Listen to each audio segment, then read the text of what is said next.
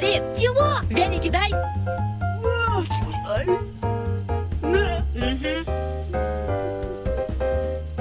Компотик будешь? Боренька. Спасибо. Банька просто супер. Боренька, да я сейчас тоснусь. 5 минут.